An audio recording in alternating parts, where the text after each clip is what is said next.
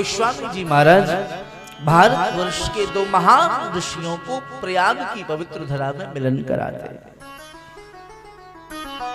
महाराज वास्तव में महज्जनों का मिलन तो तीर्थों में ही होता है, सत्संगियों का मिलन तो तीर्थों में ही होता है।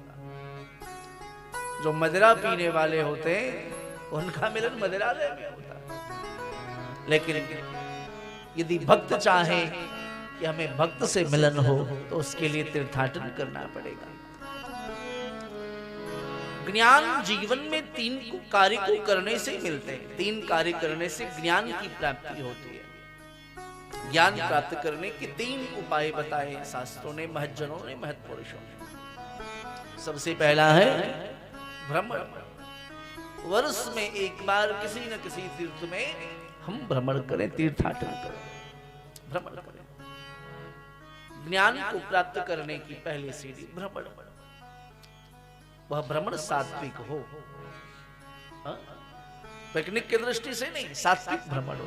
अब तो लोग हमारे वृंदावन में भी आते हैं, तो चलो बिहारी जी चलें, बिहारी जी दर्शन करेंगे, चाट पकौड़ा टिक्की भी खा लेंगे। कृपा ना।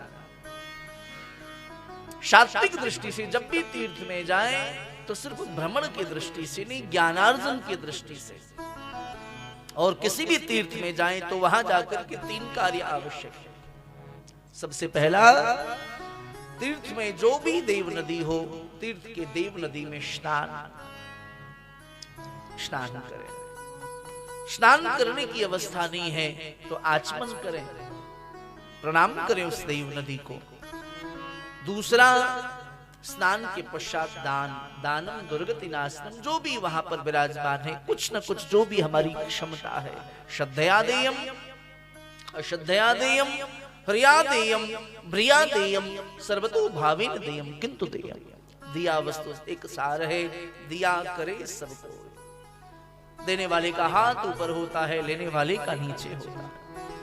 तो सबसे पहला स्नान, फिर दान, और उसके पश्चात वहां के महत्पुरुषों को प्रणाम और सत्संग।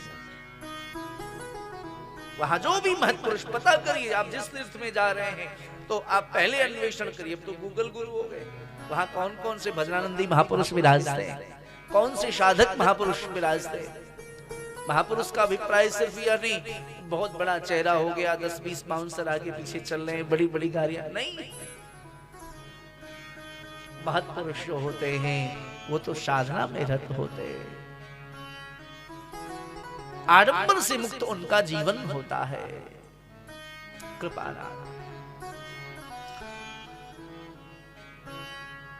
पता करें और वहां की जो भी महापुरुष हैं उनको प्रणाम करें। 2 क्षण ही सही सत्संग करें, तब तीर्थाटन की यात्रा का फल मिले। तो गोस्वामी तुलसीदास जी ने प्रयाग की पवित्र भूमि में 2 ऋषियों को मिलाया, क्योंकि बिनु सत्संग न हरि कथा, संतों के मिलन से ही श्री राम कथा की गंगा प्रकट होती, प्रवाहित होती। श्री गोस्वामी जी महाराज कह रहे हैं ऋषिकेश में विराजो, लेकिन अब थोड़ी देर के लिए मानसिक रूप से हमारे साथ प्रयाग चलो। अभी पिछली कथा अपनी प्रयाग जी में थी, 24 तारीख को प्रयाग जी में कथा संपन्न हुई। और अच्छी बात यह कि कथा के आयोजक तीर्थराज प्रयाग के पुरोहित थे, तीर्थ पुरोहित। कल फोन आए, बोले महाराज जी हम लोग भी एक दिन के लिए सही लेकिन ऋषिकेश पधारेंगे। कल रात हो सकता है कल विशाल जी सब लोग पधारे, ये भी परम सौभाग्य है। आज हम लोग तीर्थराज की चर्चा करें और तीर्थराज के पुरोहित कल पधारेंगे। कृपानाथ महाराज, गंगा यमुना सरस्वती के मिलन का केंद्र है तीर्थराज प्रयाग। महाराज भरद्वाज नाम के श्रेष्ठ ऋषि का वहां दिव्य आश्रम है और गोस्वामी जी दर्शन कराते हैं। प्रयाग में भगवत प्राप्त ऋषि निवास करते हैं।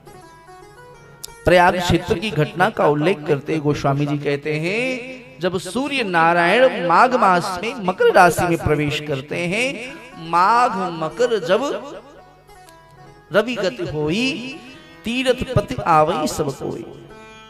जब सूर्य नारायण माघ मास में मकर राशि में प्रवेश करते हैं तब प्रयाग में महाराज कल्पवास का आयोजन होता है, जिसको हम माघ मेला बोलते हैं।